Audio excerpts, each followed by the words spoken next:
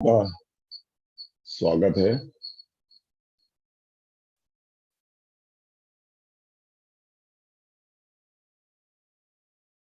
भगवत गीता के श्रवण मात्र से ही जीवन के समस्त पापों का, समस्त दुखों का नाश हो जाता है। मैं भगवान श्री कृष्ण से प्रार्थना करता हूं कि हम सभी को दिव्य ज्ञान प्रदान करें। ओम देवकी नंदनाय विद्महे वासुदेवाय धीमहि तन्नो कृष्ण प्रचोदयात्। So we open our session today by paying our gratitude, our salutations, वंदना भगवान श्री कृष्ण की, भगवान श्री कृष्ण के चरण कमलों की वंदना। भगवान श्री कृष्ण के चरणों में ये प्रार्थना समर्पित है। भजे भजेक मंडनम समस्त पाप खंडनम स्वभक्त चित्त रंजनम सदैव नंद नंदनम सुपेच्छ गुच्छ मस्तकम सुनाद वेणु हस्तकम अनंग रंग सागरम नमामि कृष्ण नागरम, नमामि कृष्ण नागरम। मैं भगवान श्री कृष्ण की वंदना करता हूं।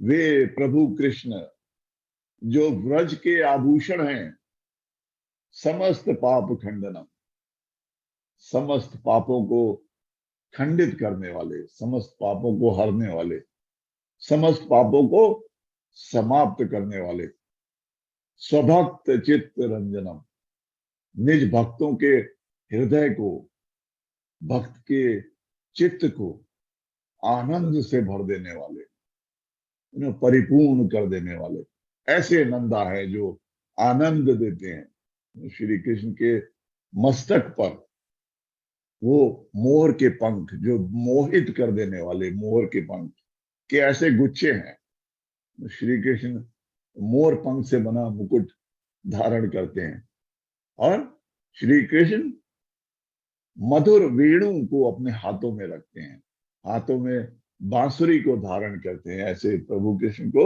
बारंबार कोटि कोटि प्रणाम। अनंग रंग सागरम, श्री कृष्ण भगवान परम और अनंत प्रेम की रस लहरों के तरंगों के सागर हैं।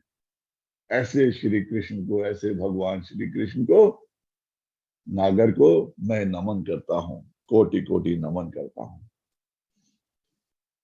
So do you know, Bhagavad Gita is a call to do karma or action, not to remain in akarma or inaction. Bhagavad Gita हमको कर्म योगी बनने की शिक्षा देता है, कर्म करने का उपदेश देता है, ना कि अकर्मण रहने का। The general misconception of people is that spirituality is all about renunciation of the world and giving up action. लोगों की ये सामान्य भ्रांति है कि अध्यात्म का अर्थ है संसार और कर्म दोनों का त्याग कर देना, हिमालय की चोटी पे चले जाना। But if you see shloka after shloka, lord Shri Krishna is repeatedly telling Arjun to do his karma, to do his duty. On one side, Arjun is wanting, it is wishing to abandon his duty. Bhagwan Shri Krishna is repeatedly coaxing him to discharge his duties, to do his karma. Arjun बार बार युद्ध से पलायन करने की बात करते हैं, आपने देखा, परंतु भगवान श्री कृष्ण बार बार अर्जुन को अपने कर्तव्यों का पालन करने को, अपना कर्म करने के लिए प्रेरित कर रहे हैं।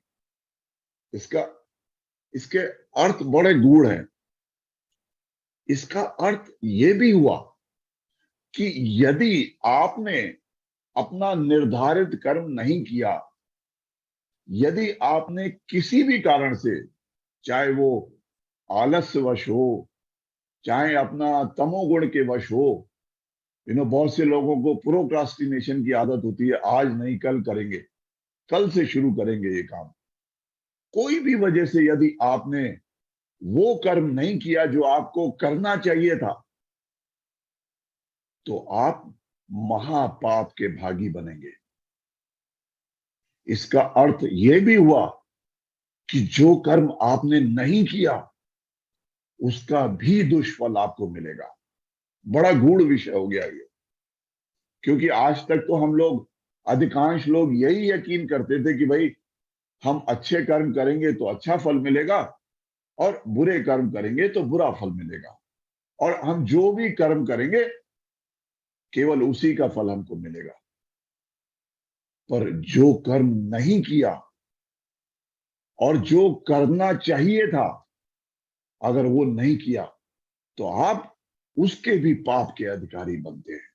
Now we shall go very, very deep into this very important knowledge, which will enable us to improve our lives and to help us become the best version of ourselves. But before we start, kindly allow me to pay my gratitude to my Guru. Om Ram Shri Kanhaiya Lal Sharmaye Namaha. Om Shri Guruve Namaha. Bhagwan Shri Krishna says, Yadachaya Chopapannam Swargadwaram Apavratam Sukhina Kshatriya Partha Labhante Yuddhamidrasham. O Parth, he says, fortunate are the warriors who get such opportunities that come unsought to fight a war, to defend righteousness, dharma ki raksha, dharma sanstapna artha. So such opportunities, which are open, they open for them the doorways to heaven. भगवान श्री कृष्ण कह रहे हैं कि हे पार्थ, वे क्षत्रिय भाग्यशाली होते हैं जिन्हें धर्म की रक्षा हेतु युद्ध के ऐसे अवसर प्राप्त हो जिनके कारण उनके लिए स्वर्ग के द्वार खुल जाते हैं। आपने देखा होगा the soldiers, the warrior class, हमारे जो सैनिक होते हैं, they have always been respected in the world for protecting the country, for protecting us. हम सब लोग कितना उनका सम्मान करते हैं सोल्जर्स का। And the occupational duties of these warriors, it demands that they should be brave and they should even be willing to lay down their lives for protecting their nation. So Lord Shri Krishna says, a noble warrior should eagerly seize any opportunity of fighting for a noble cause, for righteousness. So such warriors who will respond to a call of a righteous battle, a battle which fulfills the karmic law of justice, such warriors will surely be blessed with a heavenly abode. Now, there are two kinds of warriors. There are two kinds of noble warriors. First are the soldiers of any country who engage in a righteous war for the protection of the country. And second are the spiritual warriors who fight against the sense attractions to protect our inner kingdom of peace. And remember, both of these warriors, they go to heavenly abode when they do their prescribed karma. You must notice one thing. Although Lord Shri Krishna is exhorting Arjun that he must perform his righteous duty as a Kshatriya or as a warrior, he is also giving a warning against inaction. See, Bhagavad Gita is warning each one of us against the temptation to escape from action. भगवान श्री कृष्ण अर्जुन को कर्मयोग का तो उपदेश दे ही रहे हैं, परंतु साथ में वो निष्क्रियता निष्क्रियता के खिलाफ भी चेतावनी दे रहे हैं। कुछ लोग गलती से अध्यात्म को निष्क्रियता से जोड़ लेते हैं। उनके लिए अध्यात्म का अर्थ है ना कोई कर्म करना, कर्म से संन्यास ले लेना। बट भगवान Shri Krishna has clarified that defending of Dharma or righteousness is a very important goal. And the same principles apply to the spiritual warrior. So we are all spiritual warriors. We are constantly fighting our inner battle, where our inner peace, our inner tranquility is threatened. Threatened by whom?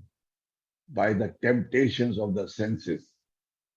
When we maintain that inner courage, when we do not surrender to our senses, when we do not surrender to the attractions and aversions of this world, rag or dvesh, when we listen to the voice of our vivek and buddhi, which means when we hear to our intellect and the power of discrimination of what is right and wrong, only then we are able to design an extraordinary life for ourselves.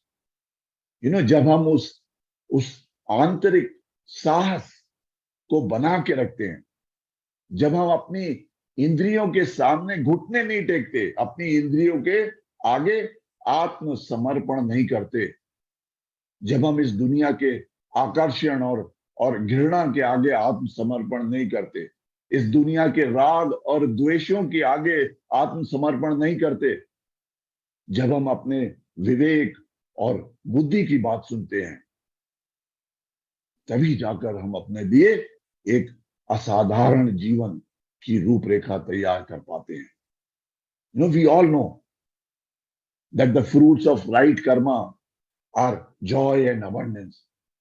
And we also know that the fruits of negative karma are pain and suffering. ये तो हम सब जानते हैं कि सत्कर्म का फल खुशी और बहुतायात है, और नकारात्मक कर्म उनका फल है दर्द और पीड़ा। But do you know one more secret?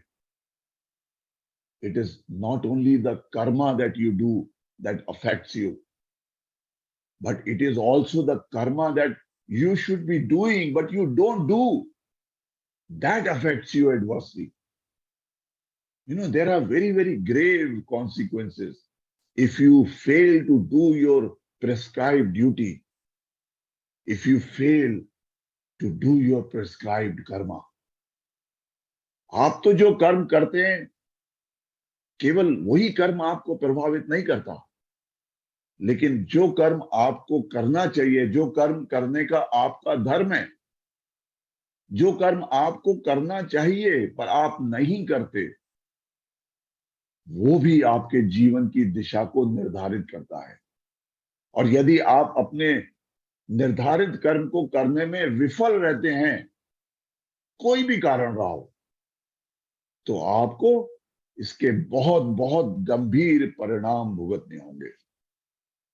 In the next verse, Lord Shri Krishna talks about the consequences of akarma, or the consequences of not doing one's righteous duty. This important knowledge will change the way we have been understanding the theory of karma. भगवान श्री कृष्ण अगले श्लोक में कहते हैं,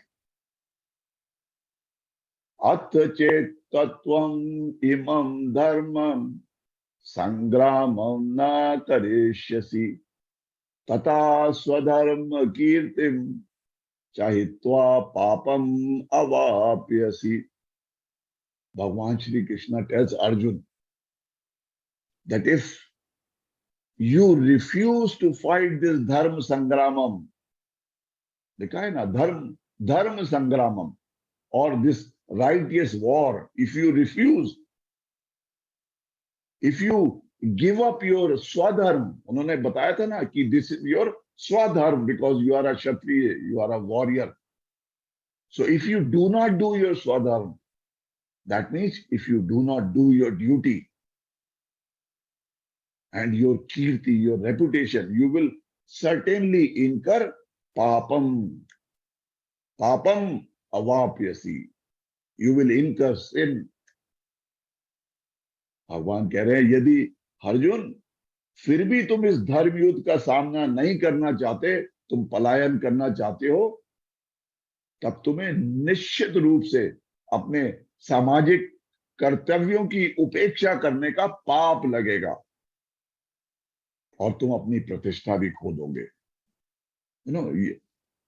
यदि कोई सैनिक युद्ध स्थल पर युद्ध ना करने का निश्चय कर ले, तो इससे तो उससे कर्तव्यों की अवहेलना कहा जाएगा और इसके लिए उसे ये पापमय कार्यों की श्रेणी में रखा जाएगा। You can say C non-violence, we say, is a good thing. Okay, we understand.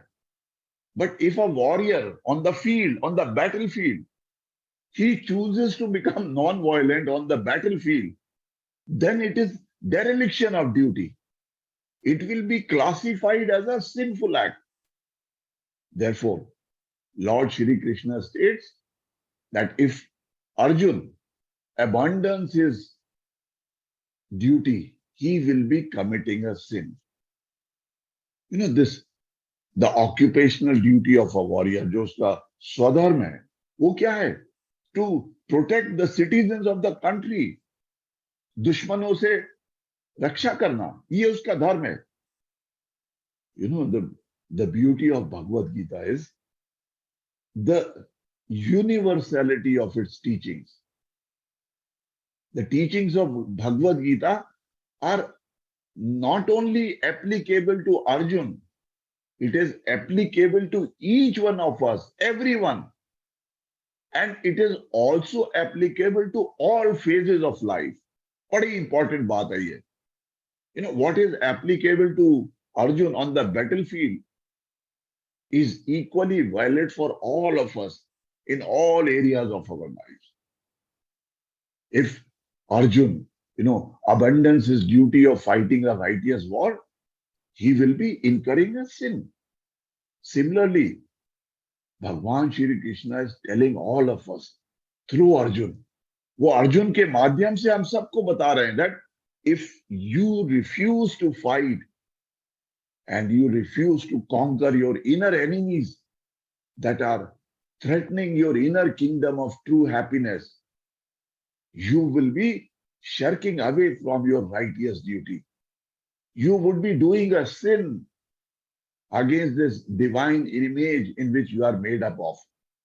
आपके अंदर भी तो आत्मा है, भगवान का ही स्वरूप है. अगर आप उसकी रक्षा नहीं कर पा रहे हो तो आपको तो पाप लगेगा.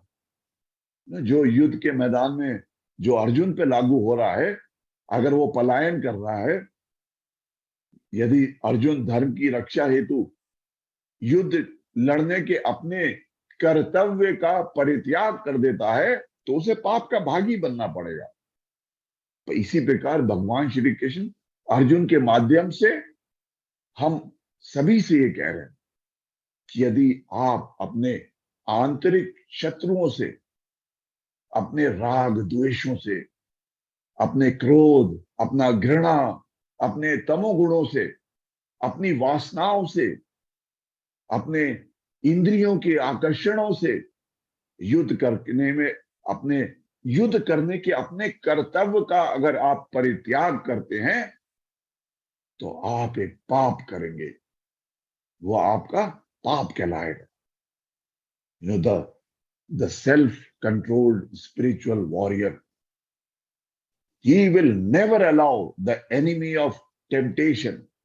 He will never allow the yearnings of his senses to win over against the pure nature of the soul. उसके लिए तो हमारी आत्मा ही सबसे सर्वोपरि है। एक जैसे एक आत्म नियंत्रित आध्यात्मिक योद्धा होता है, वो कभी भी संसार के प्रलोभनों को कभी भी अपने ऊपर हावी नहीं होने देगा।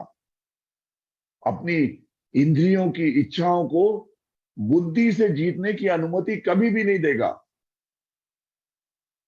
बुद्धि और विवेक का यूज करके हम अपनी इंद्रियों के ऊपर में विजय प्राप्त करना है, ये हमारा कर्तव्य है।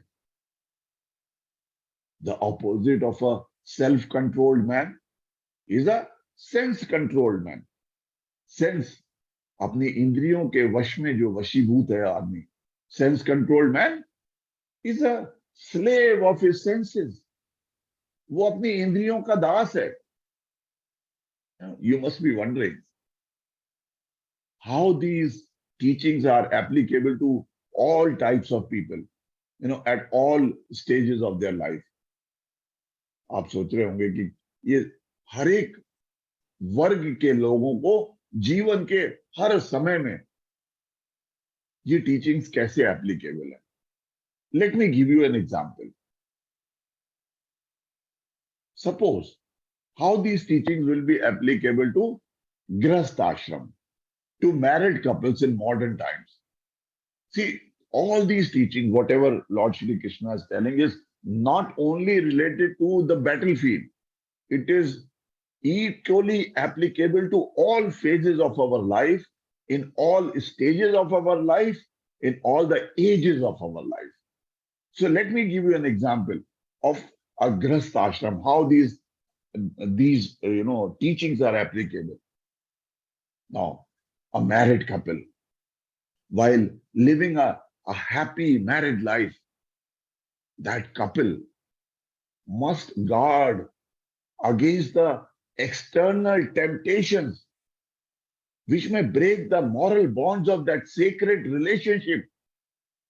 If any one of the couple is unable to fight the temptations of extramarital relationship, if any one of the couple surrenders to his bodily craving outside of marriage, it is bound to plunge the relationship into pain and suffering.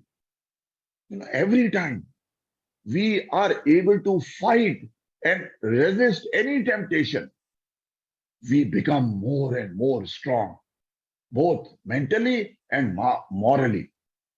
हर बार जब भी हम बहादुरी से लड़ते हैं और अपने किसी भी प्रलोभन रूपी शत्रुओं के ऊपर में विजय प्राप्त करते हैं, अपनी इंद्रियों के आकर्षण के ऊपर में जब जब हम विजय प्राप्त करते हैं, तब हर बार हम मानसिक और नैतिक रूप से और अधिक मजबूत होते जाते हैं।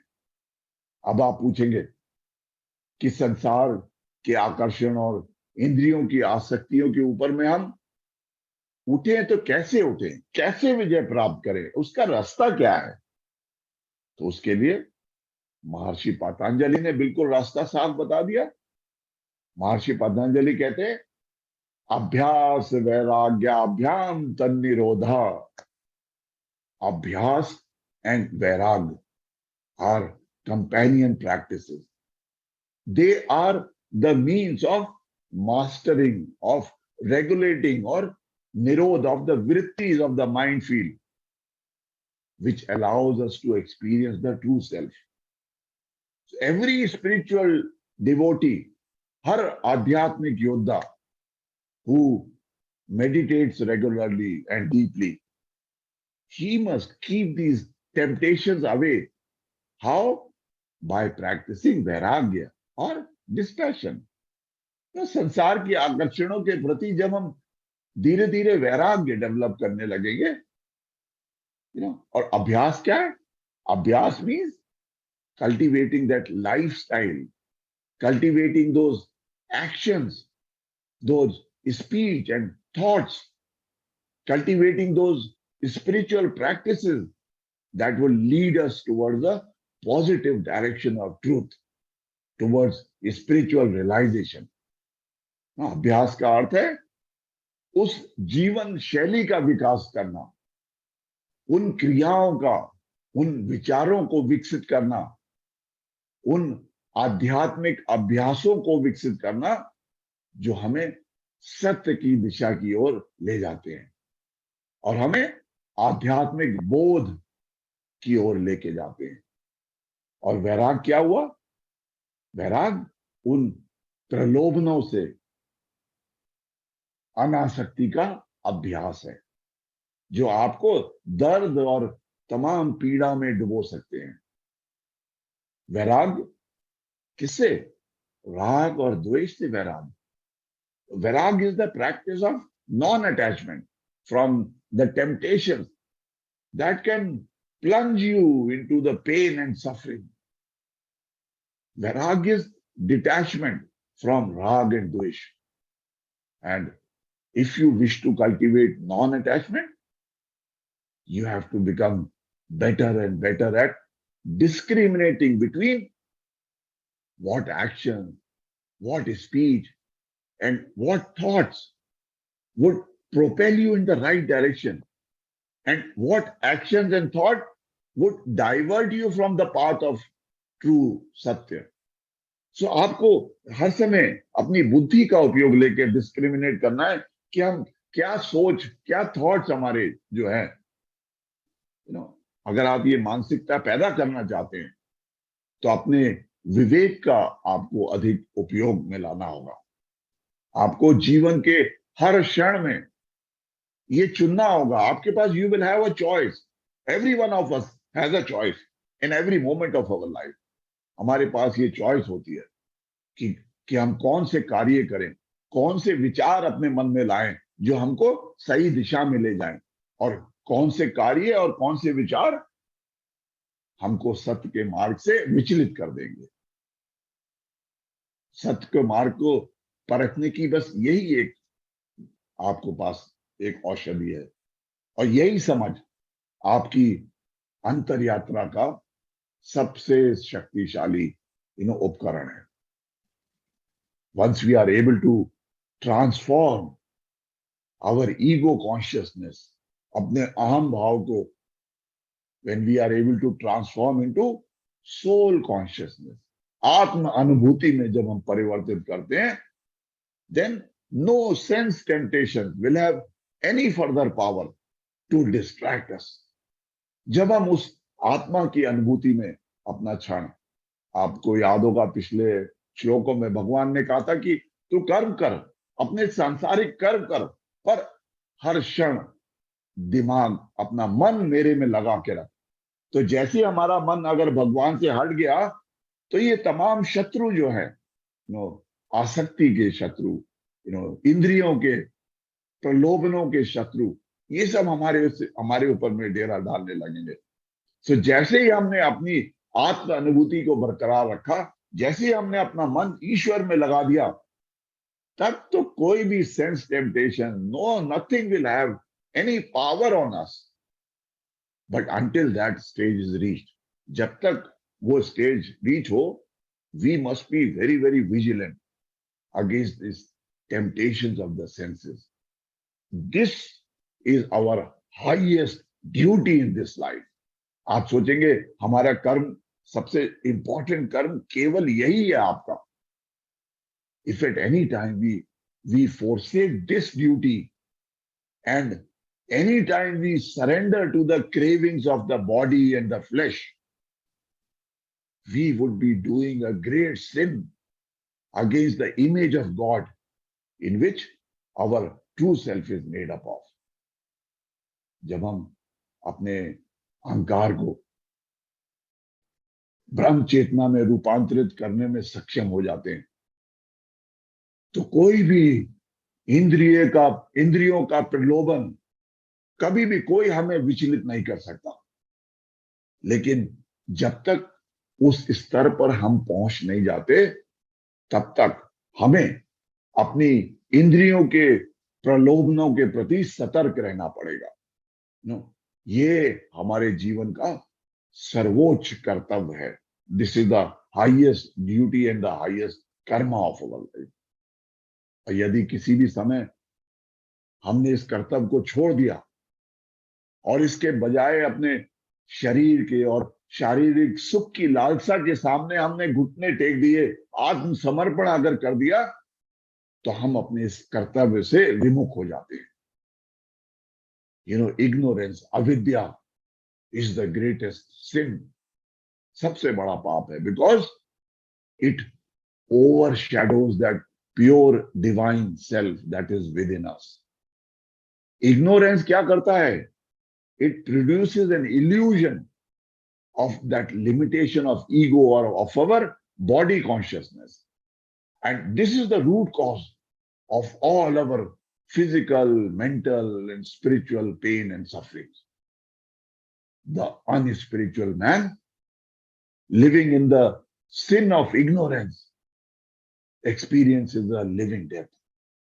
अज्ञान तो कहना चाहिए सबसे बड़ा पाप है, क्योंकि अज्ञान का अंधकार हमारे भीतर उस शुद्ध दिव्य आत्मा को भी आवरण से ढक लेता है. और ये अज्ञान क्या करता है? हमें अहंकारी बना देता है. हमारे मन में जो देह अभिमान का भ्रम पैदा करता है कि आई एम दिस बॉडी, ये अज्ञान ही तो है जो हमारी सारी, चाहे वो शारीरिक, मानसिक या आध्यात्मिक पीड़ाओं का कारण है. उन सब कष्टों का मूल कारण है ये. सो अ वॉरियर, जो भी योद्धा who runs away from this battlefield, आपने देखा होगा कोई भी योद्धा, whoever runs away from the battlefield is ostracized by the society. He is called a coward. A life which is devoid of honor is like a living death. Similarly, someone who allows the sense temptations to devastate this bodily kingdom is also a coward. It requires very tough mental resistance and great willpower to fight this army of our sensual cravings. इंद्रियों की आसक्तियों को लड़ने के लिए बड़ा strong willpower चाहिए. And this is our moral duty. Anyone who runs away from this moral duty, this moral battle, will find his conscience constantly criticizing him. And this feeling of, lifelong guilt is a major cause of our pain and suffering. जो व्यक्ति इंद्रियों के आगे इंद्रियों के प्रलोभनों के आगे घुटने टेक देता है, तो वो भी तो सबसे बड़ा कायर है. जैसे एक सोल्जर अगर बैटलफील्ड से भाग के चला जाता है तो उसको कायर कहते हैं, और तमाम जीवन उसको उस कायरता की उसमें रहना पड़ता है. तो वही हम भी अगर घुटने टेक दें इंद्रियों के प्रलोभनों के आगे, तो हम भी कायर हैं. और जब हम अपने प्रलोभनों के आगे घुटने टेक देते हैं, तो क्या होगा? हमारी अंतरात्मा हमें लगातार कचोटेगी. we'll have this feeling of guilt, और ये अपराध बोध आजीवन हमें दर्द और पीड़ा का अनुभव कराता रहेगा.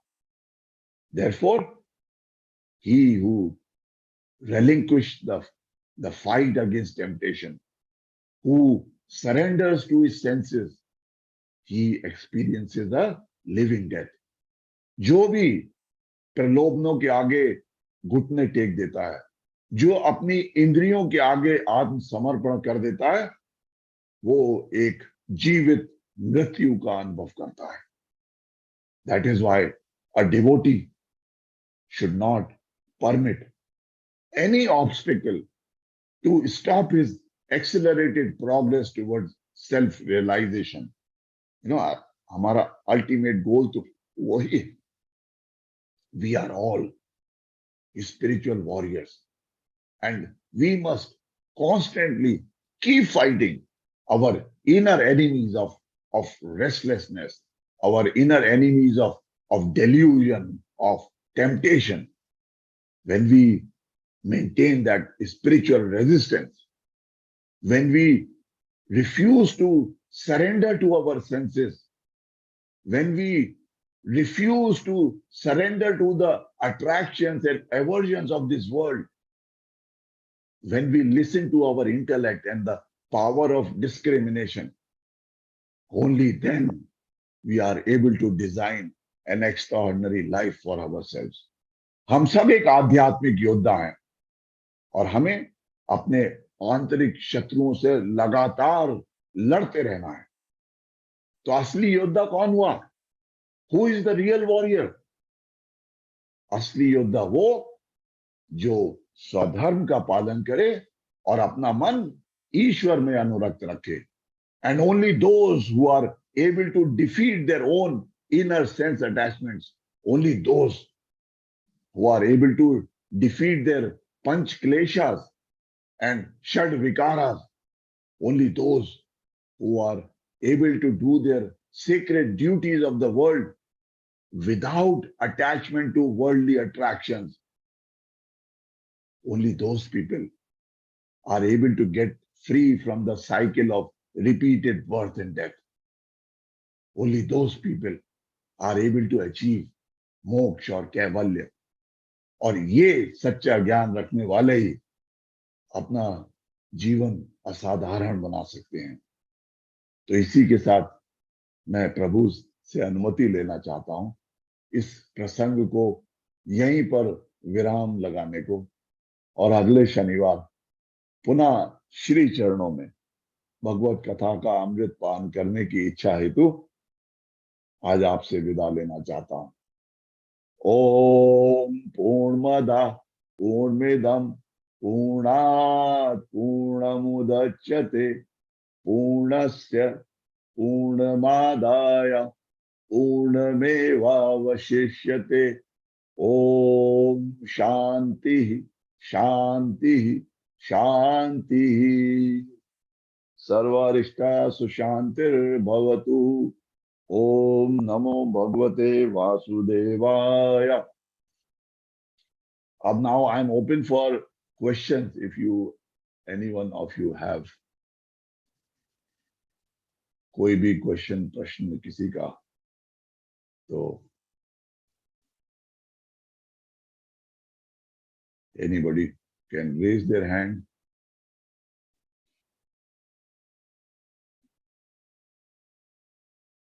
जी Anju madam. Good evening sir. Good evening ma'am. Sir, as you said कि कर्मा में हमें जो कर्म हम लोग नहीं करते हैं उसके लिए भी हमें, तो सर हम लोग ये कैसे डिसाइड करेंगे कि, या कैसे पता चलेगा कि कौन सा कर्म हमें किस वक्त करना था और हमने नहीं किया? बिकॉज समटाइम्स ऐसी चीजें सामने आ जाती हैं जहाँ हम लोग खुद भी डिसाइड नहीं कर पाते कि हमें करना क्या है।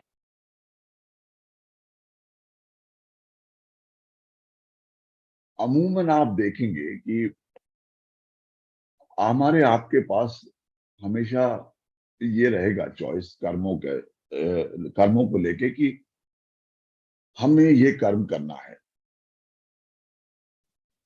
अक्सर हम वो कर्म करना में कुछ ना कुछ चूक किस लिए जाते हैं कि किस लिए, अपने आलस की वजह से कभी। अब हमको ये कर्म करना है कि अपने शरीर का जो हमें इस जीवन में मिला है, ईश्वर की धरोहर है, एक it is a sacred gift जो हमें मिली इस जीवन में। एक एग्जाम्पल दे रहा हूं, उस शरीर को हमें स्वस्थ रखना ये हमारा कर्तव्य है। अब उसको स्वस्थ रखने के लिए आपको क्या करना है? आपको आसन प्राणायाम करना है, या थोड़ा एक्सरसाइज करना है, या ये भी ध्यान देना है कि हमारे मुंह के अंदर में क्या जा रहा है जो हमारे शरीर के लिए ठीक है कि नहीं है। तो हम क्या करते हैं, अपनी इंद्रियों की प्रलोभनों की वजह से हमने चटपटा भी खा लिया, हमने पूड़ियां और तमाम तली भुनी चीजें भी खा ली। कुछ वो क्या है, सब इंद्रियों के प्रलोभनों में हमने आत्मसमर्पण कर दिया। और सुबह उठ के हमें अगर टहलने जाना था, घूमने जाना था, तो हमें आलस आ गया कि आज नहीं, हम कल जाएंगे। तो ये जो चीजें हैं जो हमें करना चाहिए, हमें पता है। मैं एक बात और भी आप सबसे कहना चाहूंगा, ऐसा नहीं है कि हमको पता नहीं कि हमें क्या कर्म करना है। मोस्ट ऑफ द टाइम हमको बोध रहता है कि हमको ये समय में क्या कर्म करने हैं।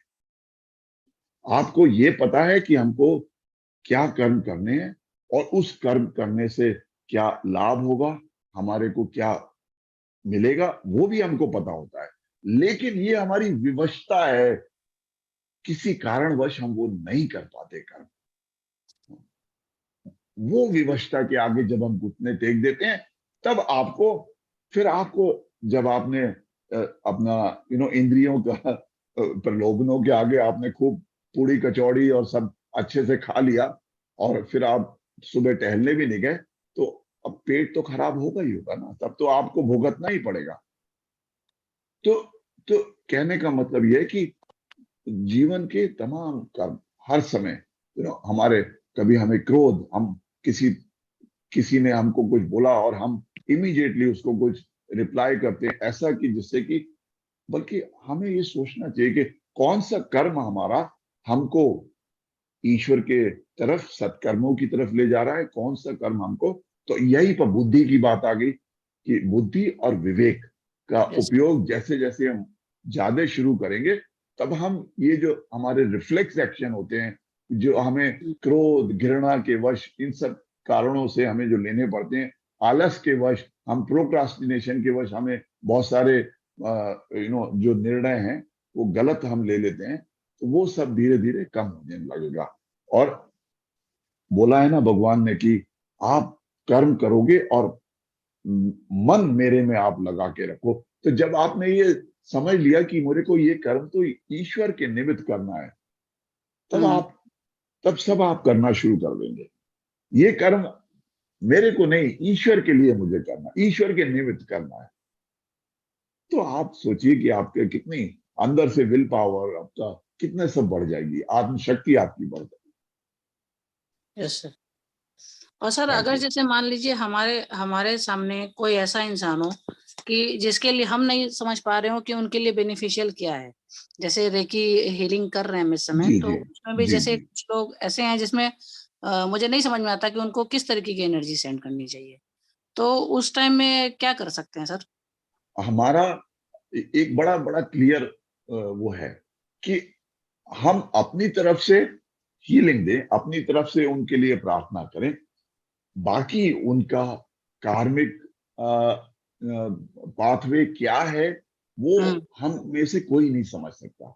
हम्म तो हम्म हम्म अगर वो उस मानसिकता में होंगे, कभी कभी कोई लोग सबकॉन्शियसली वो एनर्जी लेना भी नहीं चाहते, क्योंकि हाँ वो चाहते हैं कि वो सफरिंग से गुजर के वो अपने कर्मों का निपटारा कर लें। देखिए, हर एक के पीछे एक एक बड़ी कारण गूढ़ उद्देश्य भी है।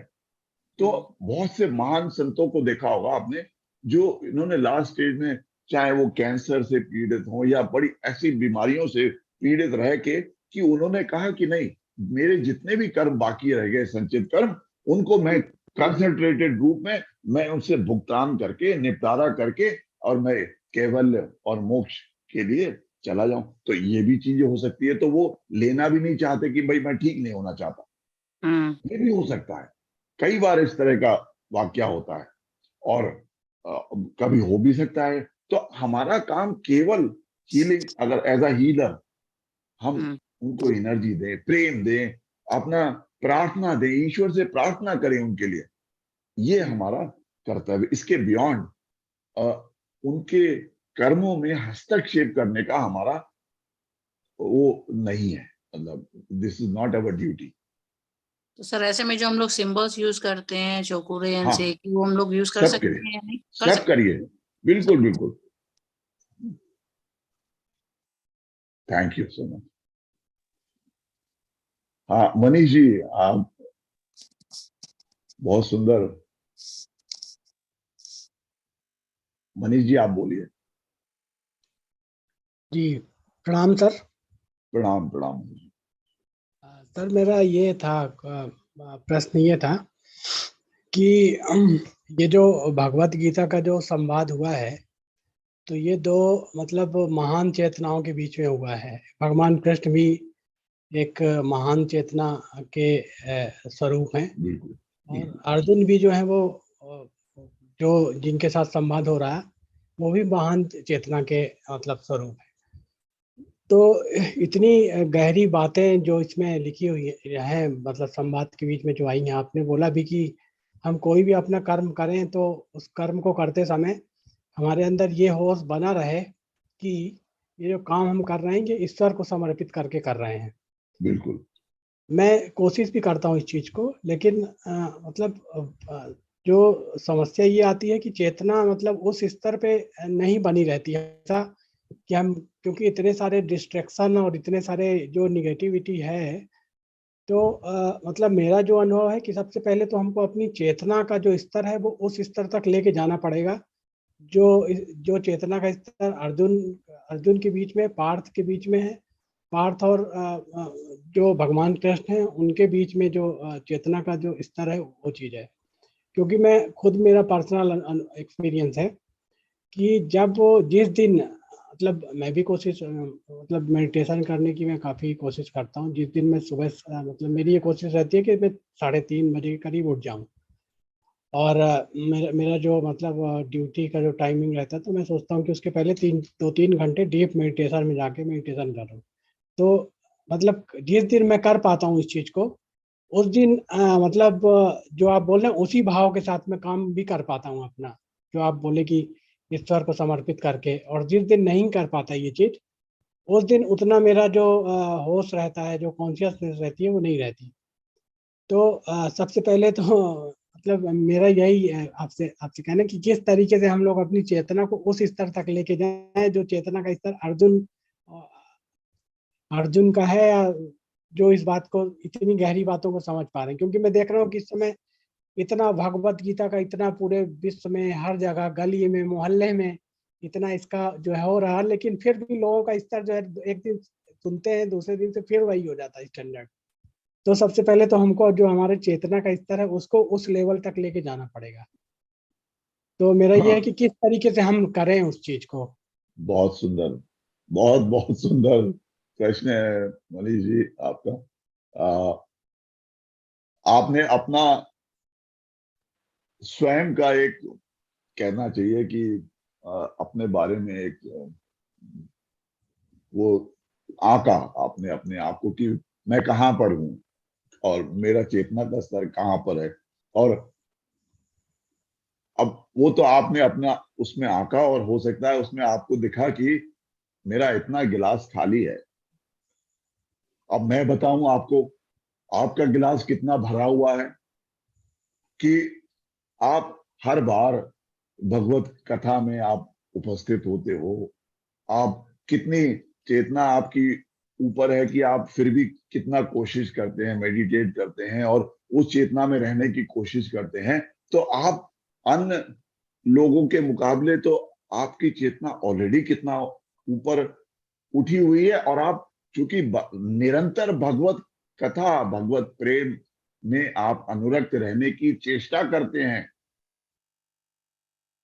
तो इससे बड़ा तो कोई और रास्ता है ही नहीं। तो जैसे जैसे भगवान ने कहा कि, इसीलिए महर्षि पतंजलि ने कहा अभ्यास। अभ्यास क्यों कहा? कि हमारा, उन्होंने पहले भी कहा कि हमारा मन भटकेगा, क्योंकि हम अभी इस ये ना ड्युअलिटी, इस संसार में है, द्वैत में, जिसमें हमको वो बोध, चूंकि थोड़ा सा अहंकार भी है और आत्मबोध, ये दोनों अलग, बिल्कुल ऑपोजिट हैं। जिस टाइम पे आत्मबोध कंप्लीट हो गया और अहंकार जीरो हो गया, तो हम ईश्वर में मिल जाएंगे, तो हमारा कंप्लीट हो गया। लेकिन जब तक क्या है, या जब तक जब हमारा अहंकार बोध सबसे ज्यादा होता है, तो क्या होता है, वो आवरण, जो अज्ञान है, वो हमारी आत्मबोध को ढक लेता है, हमारी आत्मा। तो हमें लगता है कि हम ये शरीर, उस शरीर बोध और अहंकार बोध में आदमी जीता है, तो असुर प्रवृत्ति का हो गया। सबसे असुर जो मतलब जितने भी हैं वो सब अहंकार, महान अहंकारी। तो एक एंड पर अहंकार और एक एंड पर आत्म वंदन, आत्म अनुभूति। सो इसी के बीच में मानव जीवन पूरा चल रहा है। नाउ जैसे अहंकार ज्यादा हो गया तो हम पशु प्रवृत्ति हो गई, और धीरे धीरे जैसे जैसे आत्म हमारा संवेदना बढ़ती गई है आत्मा के प्रति, तो हमारा मनुष्य, फिर योगी, और हमारा स्तर धीरे धीरे बढ़ता जाएगा। तो केवल हमें एक ही काम करना है कि ईश्वर के प्रति अपना ध्यान, मन, बार बार मन विचलित होगा, थोड़ा कहीं टहलने चला जाएगा, उसको फिर प्यार से लेके आना। यही अभ्यास का अर्थ है जो महर्षि पतंजलि ने कहा कि मन बार बार जाएगा, उसको प्यार से वापस लेके आना है। यही बार बार करते, अभ्यास करते करते फिर धीरे धीरे परिपक्व होने लगेगा। तो आप जो कर रहे हैं वो बिल्कुल सही दिशा में जा रहे हैं। आप बार बार ईश्वर के प्रति आप उस चेतना में आप रहने की कोशिश करते हैं। बीच बीच में जाएगा, थोड़ा बहुत जा रहा है, आपका उतना नहीं जा रहा है जितना कि सामान्य लोगों का चला जाता है, पता ही नहीं चलता। ईश्वर के प्रति तो चेतना आती भी नहीं है बहुत से लोगों की। तो आपका तो ईश्वर की कृपा समझिए, आपको तो ग्रेटफुल होना चाहिए ईश्वर के आपको इतनी ब्लेसिंग दी हुई है ईश्वर ने कि आपको इतना बोध है कि मैं इस चेतना में मेरे को जाना है, और ईश्वर के प्रति आपका ध्यान है। तो मनीष जी, आप निश्चिंत रहें, आप बिल्कुल सन्मार्ग पर हैं। ईश्वर के प्रति प्रेम जैसे जैसे आपका बढ़ता जा रहा है, तो आप उस मार्ग पे अपने आप खींचते चले जा रहे हैं। ईश्वर आपको खींच रहा है, ये समझ लीजिए। सर एक और था जी सर, मेरा एक और प्रश्न था कि आपने अभी स्वधर्म के बारे में हम लोगों को बताया। जी तो हम लोगों ने मतलब मेरे मन में हमेशा बार बार ये प्रश्न उठता रहता है कि सबसे बड़ा स्वधर्म तो हमारा ये है कि हम मनुष्य की योनि में हमको आने का जो सौभाग्य मिला है, इतनी सारी योनियों में भटकने के बाद में, तो सबसे बड़ा स्वधर्म तो हमारा ये है कि हम उस दिव्य चेतना को प्राप्त करें और इस आवागमन का जो चक्र है इससे मुक्त हों। तो बिल्कुल फिर तो हम जो हम काम कर रहे हैं दिन भर का अपना बिल्कुल जो, सत्य। तो ये चीज में मेरा वो मतलब हमेशा मन में रहता है कि क्यों ना हम ज्यादा से ज्यादा समय जो है वो ईश्वर भक्ति में लगाएं और अपनी चेतना को उस लेवल तक लेके जाएं, वहां तक जहाँ पे सब कुछ खत्म हो जाता है, कुछ भी नहीं रहता कि ये आपने करना। आप बिल्कुल सही बोल रहे हैं। तो देखिए, आपका बिल्कुल सही है।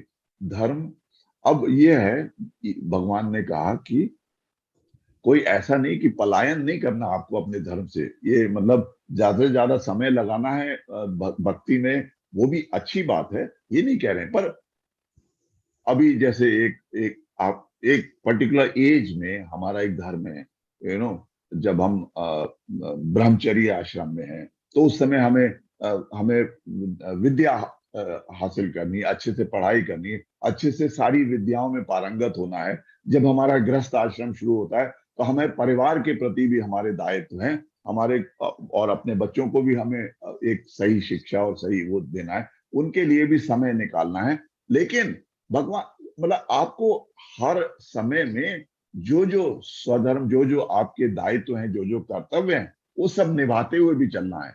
और इसका मतलब ये नहीं कि पलायन करके वे छोड़ के चले गए। तो इसीलिए तो अभी भगवान ने कहा कि आप संसार के सारे कर्म करो पर ध्यान मेरे में लगा के रखो।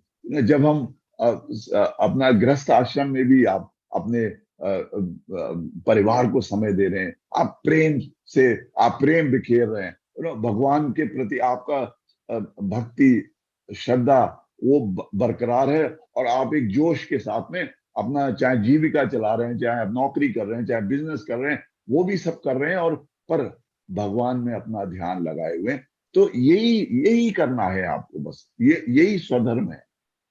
भगवान ने यही कहा है। और इसमें जैसे जैसे फिर हम आपके दायित्व खत्म हो गए संसारिक, आप गृहस्थ आश्रम से निकल गए, बच्चे अपने उसमें निकल गए, आप वानप्रस्थ में आ जाइए, तब यस आप धीरे धीरे अपना समय ईश्वर के में आप लगाना शुरू कर दे, क्योंकि अब आपको ज्यादा समय संसार के कार्यों में लगाने की आवश्यकता नहीं है।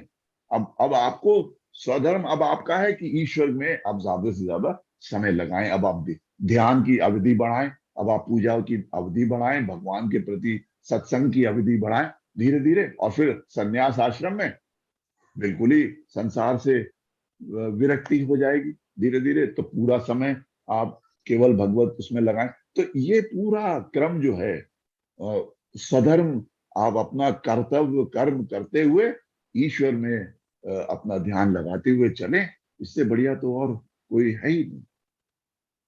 जी जी जी, धन्यवाद सर, धन्यवाद, प्रणाम सर। धन्यवाद, प्रणाम। Thank you. और कोई?